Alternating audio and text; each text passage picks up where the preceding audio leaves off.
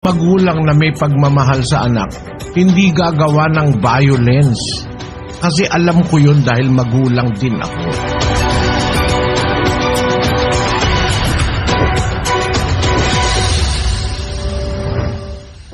Ngayon, ang pagdisiplina sa bata na susurpas ng batas ng tao sa ating panahon, yung talagang dapat sana gawin sa batas ng Diyos. Kasi sa batas ng Diyos, may utos ang Diyos na parusahan o paluin ang bata para maituwid ang kanyang gawang mali. Nasa Biblia yun eh. Ngayon, bawal na yan sa batas eh. Mali yan sa Biblia eh. Kung pag-uusapan mo, Biblia, itong programa natin, Biblia ang sasagot. Biblia ang nagsasabi kasi sa 13 ng Kawikaan, ganito nakasulat. Siyang nag-uurong ng kaniyang pamalo ay napopoot sa kaniyang anak. Ngunit siyang umiibig ay nagpaparusang maminsan-minsan. Yung salitang nagpaparusang maminsan-minsan, namamalo siya ng anak niya.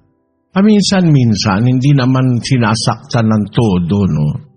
Halimbawa, yung papadapain mo yung bata, papaluin mo sa puwet. Halimbawa, nang umit o nanuntok, nanakit ng kapwa bata, para matandaan niya na yung ginawa niya mali.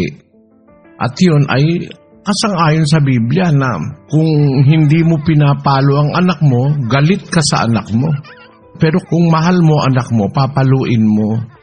Kasi yung palo na yun, magbibigay sa kanya ng pananda. Matatandaan niya na yung kanyang ginawa mali. Kaya papaluin mo lang siya pag mali ang ginawa niya. Pero kung maliliit na bagay na natural lang sa bata, hindi dapat mamalo. Kaya ang sabi sa salita ng Diyos, nagpaparusang paminsan-minsan. Sinasabi pa sa isang talata, ang nagiging benefit ng pagpalo sa bata. Sabi ng kasulatan sa 22:15. Ang kamangmangan ay nababalot sa puso ng bata, ngunit ilalayo sa kaniya ng pamalong pangsaway. Wala pa kasing alam ang bata kaya dapat ang bata mahalin. Kung nagkakamali siya, hindi naman sapat yun para ang bata ay kagaya nung ginagawa ng ibang walang pagmamahal na magulang sa anak. Umiiyak yung bata, siguro kaya umiiyak, baka may dinaramdam. Ilagay ba naman sa ibabaw ng sinaing na kumukulo? Masamang magulang yung ganun. Pero kung halimbawa, ang bata walang alam, mangmangpas siya, may ginawa siyang kamangmangano, kaya maling gawa.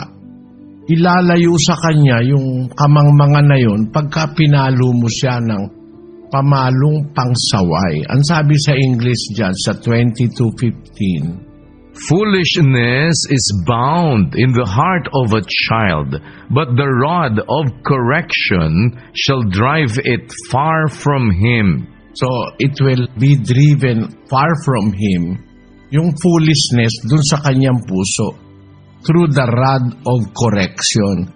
Merong pamalong pansaway, hindi pamalong pampatay.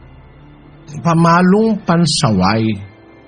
Sinasaway mo lang dahil mali yung ginawa ng bata. At yun utos sa Biblia. Doon sa isa pang talata dyan sa Kawikaan, ang nakasulat din ay ganito, 23:13 ng Kawikaan. Huwag mong ipagkait ang saway sa bata, sapagkat kung iyong hampasin siya ng pamalo, siya'y hindi mamamatay. Hindi naman mamamatay Kung halimbawa, meron siyang ginawang mali, hahampasin mo ng hampas na hindi naman mortal, na kagaya ng malulupit na magulang. Yung magulang na matitinutuloy, pati sila nadadamay na yung mga magulang na may pagmamahal sa anak. Nadadamay sila dahil hindi na rin pwedeng mamalo. Kaya ang reklamo sa akin ng mga Pilipino na nasa abroad, hindi namin mapalo ang bata. Kaya lumalaki, Bradeli, matitigas ang ulo, sabi. Pagka pinalo mo, tatawag sa 911. Kaya yung kanilang mga anak, di pa teenager, naku, maano na. Kung ano na gustong gawin, nagbabarkada. Hindi mo mapapagsabihan kasi pag itinrate mo na hindi mo na siya papalabasin, ay tatawag sa 911. Yun ang reklamo sa akin ng mga magulang. Sabi ko, kung ako kayo, magpapalaki ako ng anak sa Pilipinas na hindi bawal paluin pag mali ang ginagawa. Yung ka-abroad, nahahaluan ng ideya ng ibang lahi, lalo na ng mga lahing hindi naniniwala sa Biblia. Bawal mamalo.